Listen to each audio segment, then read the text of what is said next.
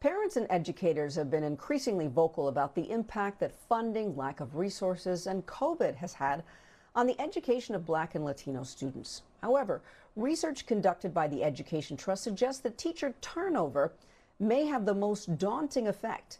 Separate studies on Black and Latino students found that schools with higher populations of minorities are more likely than schools heavily populated with white students to be instructed by educators with a year or less teaching experience. The experience gap between teachers is found to have an immense impact on an educator's ability to adequately motivate and coach students toward academic achievement. Instability in the classroom creates difficulty in creating clear, concise, and consistent curriculums and the creation of new initiatives for schools. Well, joining us now to discuss this is Eric Duncan, a teacher diversity expert from the Education Trust. Welcome to Prime, Eric. How would having leaders of color more prevalent in schools curb teacher turnover? Absolutely. Great question, and appreciate the opportunity to talk on this really important issue.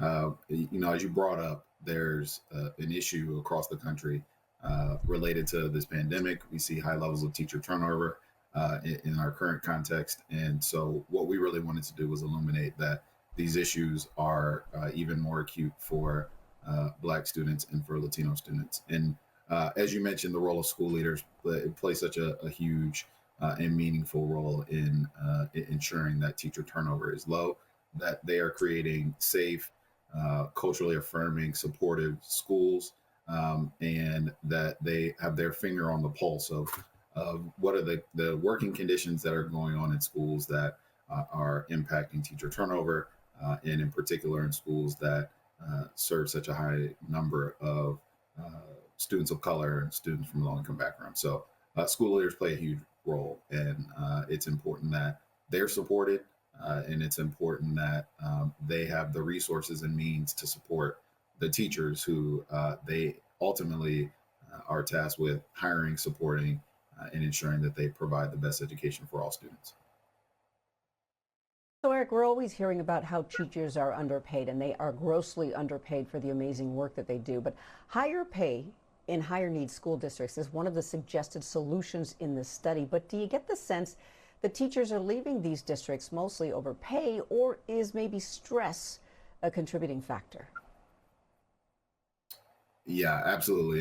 And don't want to minimize the importance of pay or the importance of ensuring that the profession as a whole is rewarded and is funded at the rate that it should be. But to your point, I think there are a number of working conditions that are in play, not just now, not just in our current context, but have been in play for a number of years. And as we sort of brought up in our research, in a couple of our new reports, some of the burnout that we see, some of the conditions that we see in some of the under-resourced schools, where teachers are really are sort of given the burden of so many things to worry about and consider.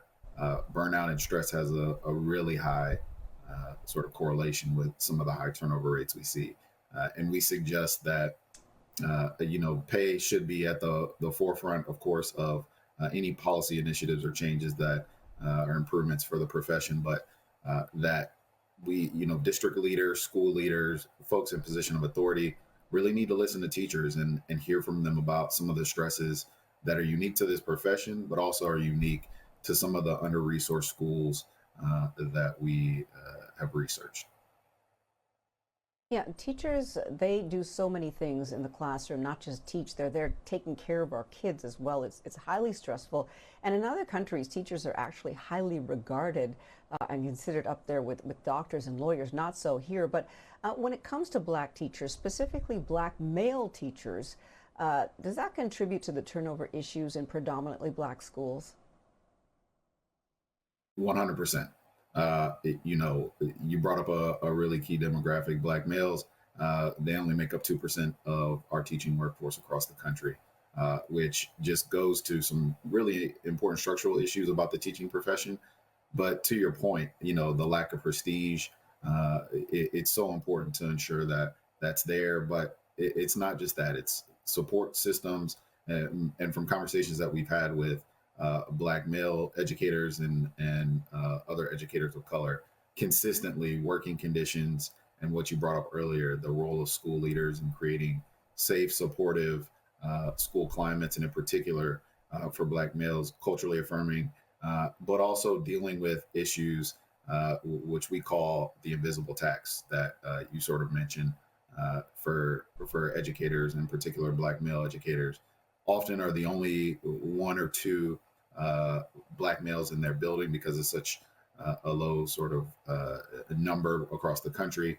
Often are given roles that are, dean of discipline or forced to sort of be the spokesperson for Black people and for Black males and their students alike. So, again, the prestige, you brought up a lot of really great points about other countries and how they view the profession, and pay is another big issue. But the, working conditions, the invisible tax that and pressure that we put on our educators of color in particular, and even more so our Black male educators, to serve so many roles, wear a ton of different hats, it becomes a burden that for many is too much to bear. Eric, do you know of any programs or initiatives where they are actively doing outreach to encourage students to pursue the area of education or to become teachers, especially in Black and brown communities?